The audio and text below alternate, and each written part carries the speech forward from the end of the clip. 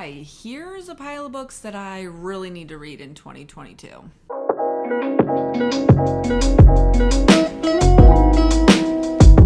Okay, so like all book lovers, I buy a lot of books and don't read them immediately. But this pile are books that I've either owned for so long or I was really excited to read and then didn't start immediately. So I need to get them read in 2022. I need to. I'm going to do these in the order in which I've purchased them, starting with what I've bought most recently. And you're going to see how far back we go, because we're going to go really far back. The Invisible Life of Addie LaRue by V.E. Schwab. I got this off like Marketplace in October, I believe. I don't think it was November yet. I think it was still nice out, because I think I had the windows down when I drove to that person's house. I obviously really want to read this. I've heard nothing but good things about it. I just haven't really been in the mood to read it since I bought it. So it's been sitting on my shelf, but I will read this in 2022. I'm not promising I'll read it soon. I'm probably going to wait till the summer when I have like 2 days to do nothing but read and get a huge chunk, because it is kind of long, but I'm going to do it. You're listening to me right now. I'm going to do it. Next up is The Distant Hours by Kate Morton. I got this from Half Price Books this fall, and I really like Kate Morton's mysteries. Now, if you've ever read any, her most famous ones are The Forgotten Garden and The Clockmaker's Daughter. And they're extremely well written. I really like kind of like the rhythm and style of her writing, but they usually take me about 50 to 75 pages to get into them. And then, by the last half of the book, you're like burning through it. But because of that, I'm always kind of like, do I want to start this? Because I know it's not going to grab me immediately. So I go back and forth on whether or not I'm going to read it, when I'm going to start it. I'm going to read this in 2022. Also, I don't think she has a new book coming out this year, so that will be helpful. If I want to read a Kate Morton this year, I have to read this, The Distant Hours. Next, I have The Readers of Broken Wheel Recommend by Katrina Bivald. I think how you say her last name. And this is a book that I think it was like last January, probably about a year ago. I have like a neighborhood group on Facebook that basically we say things like, there's a coyote next to the river, watch your small children and animals. And a woman who lives in my neighborhood who I don't know had posted like, I would love to trade books with someone. And so she and I traded books, and this was one of the ones she gave me. She also gave me The Story Life of A.J. Filkry, which I did read last year and absolutely loved. So I don't know why I've kind of been not reading this one.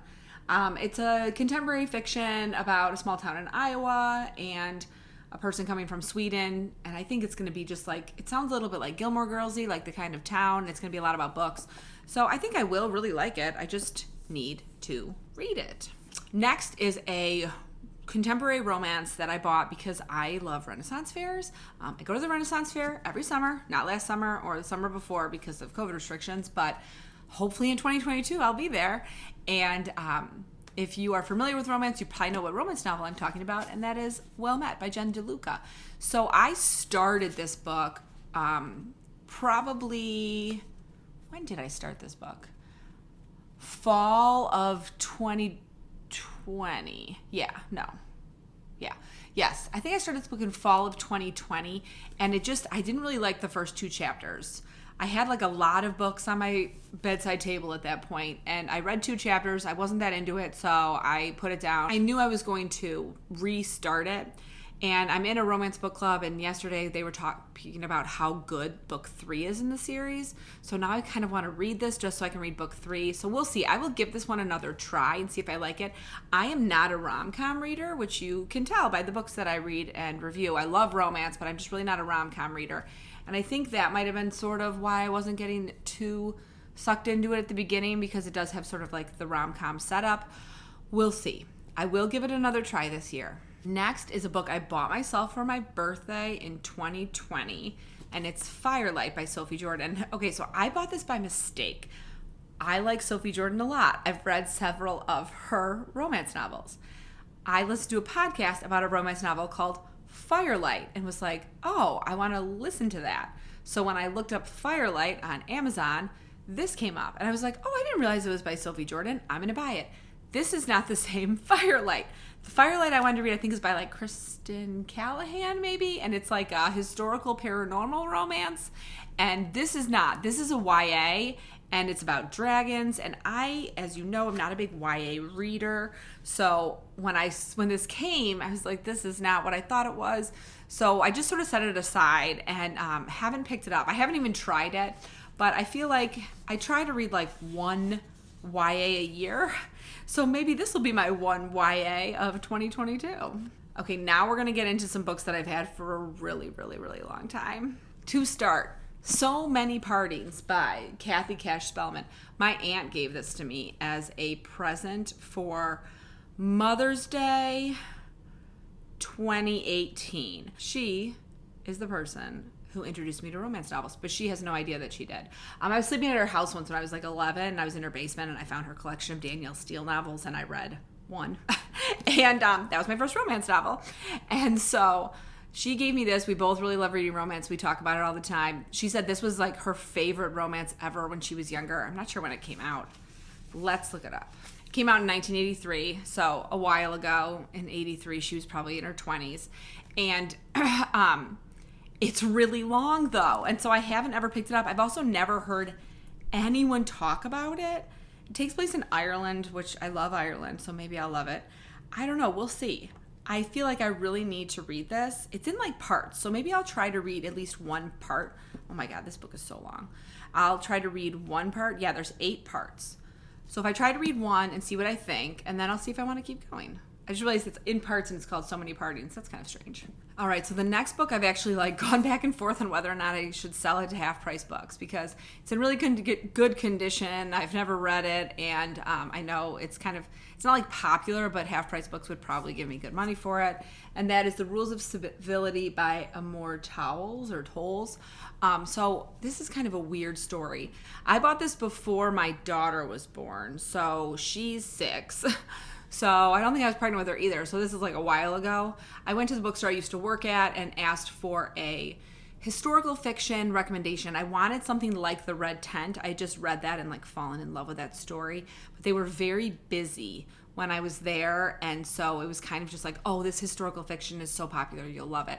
So it starts in 1937, and I'm not really into like World War II as a historical fiction time period. I think I just read too much in my 20s, like World War II historical fiction.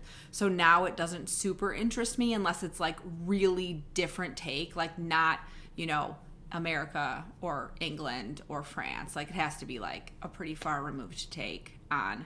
Like I would think it'd be cool to read a historical fiction about World War II that took place in like Africa. I have heard a lot of good stuff about this, so I feel like I should read it. I think that this book, if I do not read it in 2022, it is going to be sold to Half Price Books.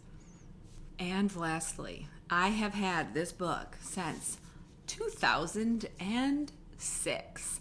And I never gave it away because I'm going to read it. And I have it on my classics. I have a link up here for it. My classics to read in 2022. This is on the list. So I am planning on reading it.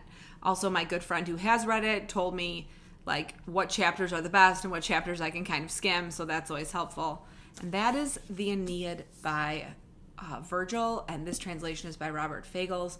Fagles wrote my favorite translation of the Odyssey, which you can see right there. And I don't have the matching Aeneid. And this one's in hardcover, so it's not going to match. But I've always wanted to read this. I love tragedies. Before I got into reading romance novels, my favorite books were pretty much like if you took a romance novel and then took away the happily ever after. And like one of them died terribly. So I'm going to really love the story of Dido. I already know it, and I know I'm going to love reading it. And also, it's been 15 years. Yeah, it's been 15, almost 16 years since I got this book. It's time to read it so I can put it out of my TBR and with my classics where it belongs. So those are the books I need to read in 2022 because they have been sitting on my shelves and collecting dust for way too long. If you love one of these books, tell me. Please tell me. Give me a reason to pick it up and open it and read it in, 3 days. I need that. I need motivation, especially if you've read So Many Partings, because I think I'm going to need a lot of motivation to get through that one since it's really long and I don't know anything about it. I hope you are in the middle of a good book, about to start reading a good book, or about to start writing a great book. See you soon.